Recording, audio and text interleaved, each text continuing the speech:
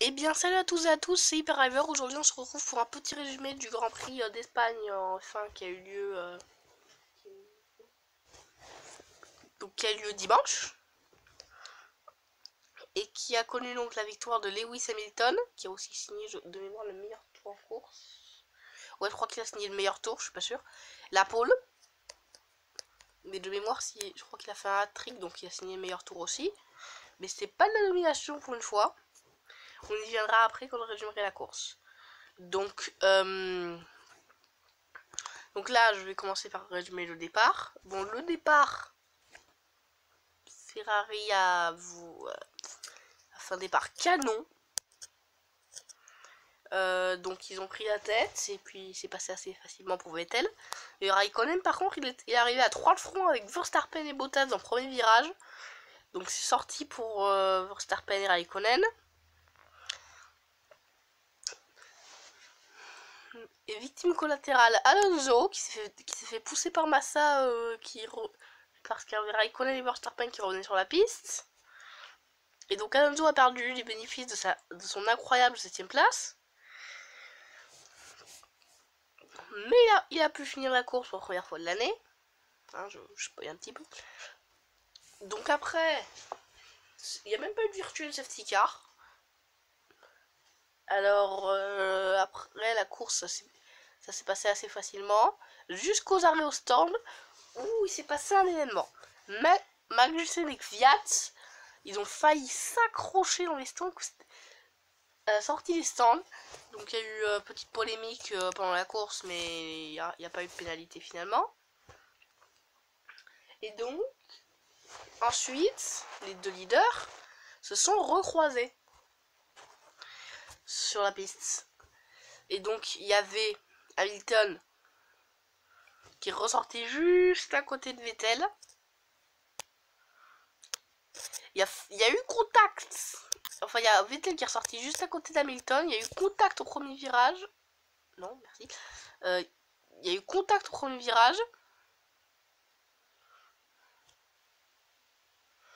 Et donc, ça a provoqué... Il n'y a pas eu de polémique pour ça. Je comprends pas pourquoi il y a eu de polémique pour les autres. Donc là, ensuite, Vettel est arrivé sur Bottas, qui s'était pas arrêté. Et il a fait un dépassement à l'intérieur, 2 roues dans l'herbe, imparable. Et il est passé assez facilement. Mais c'était beau, à l'intérieur. Un virage à l'intérieur avec le DRS, mais un beau de dépassement. La course, ensuite, Hamilton a dépassé Vettel pour gagner. Donc voilà, ça c'est ce qu'on voulait de la bataille en piste. Donc à la fin, ah oui, et Bottas a abandonné panne de moteur Mercedes. Ça c'est rare. Mais après, il avait pas le nouveau, qui était tombé en panne déjà dans le week-end. Donc il a dû mettre l'ancien, donc le kilométrage a dû poser des problèmes. Donc à noter l'écart entre Hamilton et Vettel, entre Hamilton et Vettel et le reste du peloton. Il y avait un autre pilote qui était dans le tour, Ricciardo. Il était à 1 minute 15. Parce que vu que leurs coéquipiers respectifs ont abandonné et que Verstappen aussi, il était mal. Par contre, tous les autres gens, ils étaient finis. Oui, donc à noter les Ocon qui fait son premier top 5. Une Sauber dans les points. Et Grosjean aussi. Ouais, Hülkenberg 6ème. Donc là, pour les Français, ça se débrouille pas mal. Et donc, alors, je vous dis spécial. Pour Indianapolis et Le Mans, je ferai des résumés. Voilà, des résumés hors série. Pour Indianapolis et Le Mans. Peut-être pour le Daytona, si vous... Mais le Daytona, c'est dans longtemps, c'est l'année prochaine. Donc, vous me direz dans les commentaires si vous voulez pour le Daytona. Mais Indianapolis et Le Mans, c'est sûr.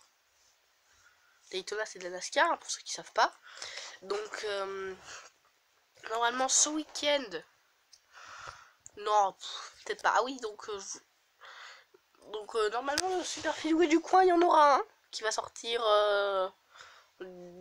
normalement dans l'été. Donc je vous dis ciao et à bientôt. J'ai tout compris.